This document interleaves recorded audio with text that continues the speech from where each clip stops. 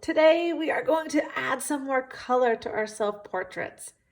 So we're going to color our eyes, our mouth, and we'll start coloring our hair. So what you'll want to have, because we really want to make these portraits look like us, so we're going to try and pick colors that are close to the colors that we have of these features in real life. So I'm going to use a tester paper here, and you'll want to make sure that you look in a mirror too. So I know to start out with that my eyes are blue. So I collected some blue colored pencils, and I'm going to test them out on my paper like this to see, and I'll see which one looks like the color of my eyes. Sometimes, okay, definitely not that one. Sometimes you even want to blend a couple colors together. This one's kind of grayish, but maybe if I mix that with this first one.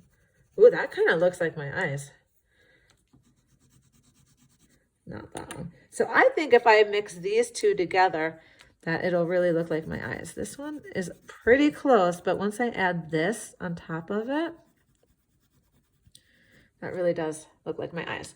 Okay, so test out your colors, pick the one that looks closest to your eyes. Then you're gonna come back to your portrait. Remember the circle part here is the part that will color. You don't have to do your eyelid or the part that stays white, just that circle part. And so you're gonna wanna color carefully, so maybe go slowly for this. I'm going to use those two colors. So I'm going to do one color first. I'm going to be careful when I get to the edge there. See again how I'm going one direction. And then I'm going to color my other color right on top of that one.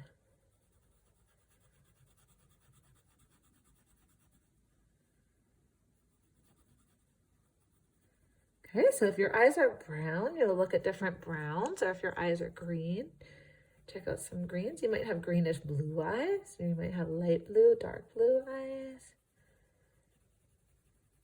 Okay, so I'm just going to do one eye for now to show you, but you will color in the circle part like that, that big circle part of both of your eyes. Okay, now the next thing I want to do are my lips. So I gathered some different colors of red. That's a pretty good one. So I'll set that one aside. That could be my red. Oh, they're so similar. I think I like the first one better. Let's look at this one. Yep, the first one. I like that first red for my lips. Okay, so I'm going to come back to my portrait now. And I'm going to really carefully, well, I want to outline it too. I'm going to trace right on top of it. Sometimes that helps me kind of like stay in the lines when I color. So trace it and then go ahead and color in your lips. So you can use colored pencils, or if crayons are what you'd prefer to use, you can also use crayons for this project. Okay, so then we're coloring in our lips. And I see that I made that line in the middle, and I think I want to trace over it so it's a little bit darker there. Okay, there's my lips. Okay, so you'll do the same thing. Pick out the color for your lips and color your lips. And now I want to do my hair. Now my hair is kind of a dark brown color. So let's see. I think this color is pretty close, and maybe I would even mix them just a little bit. Okay, I kind of like those two together. Let's see, I have one more over here. So let's see what this one looks like. That's a little bit lighter, but maybe if I mixed it in. A lot of times our hair has many colors mixed together. So when you color your hair, remember this is going to also show all those pieces of hair now. So this is a time when we would go in different directions because my hair up here goes curvy like this, right?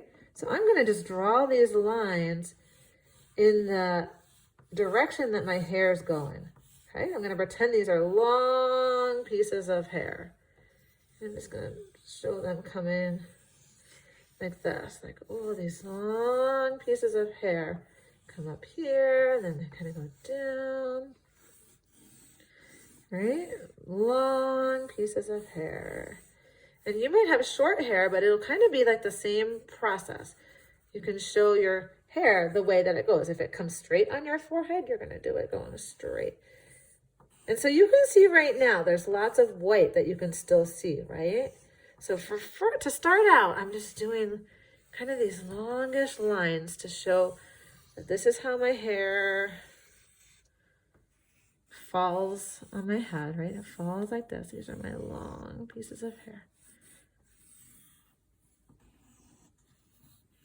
Okay, they kind of go like this and like this. And then I remember I wanted to use this other color too. Now I'm going to kind of use that other color to fill in and shade that space. And again, I'm using the side of the tip. And now I'm just lightly coloring over that to fill in the white. Okay, so you might have to really play around with your colors of crayons or pencils to find some that match your hair. This was a tricky one for us sometimes when we were in school and we were doing this. And sometimes we had to blend together maybe 3 different colors or 2 different colors because hair can be all different colors.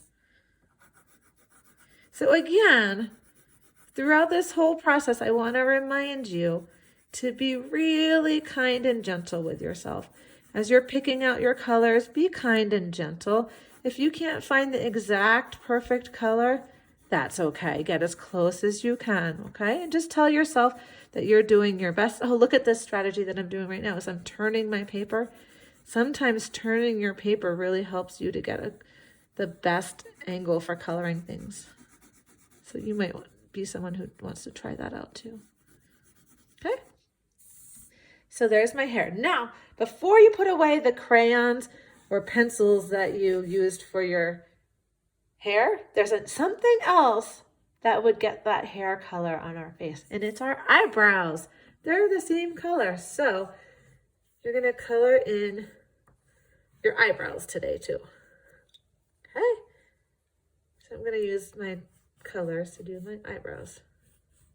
And you color those just kind of in the shape of that curve that we did before. Okay? So we're doing today eyes, but you'll do both of your eyes, mouth, hair, and then finish with your eyebrows. Now, if it is feeling like a lot of coloring or your hand is getting tired, take a break.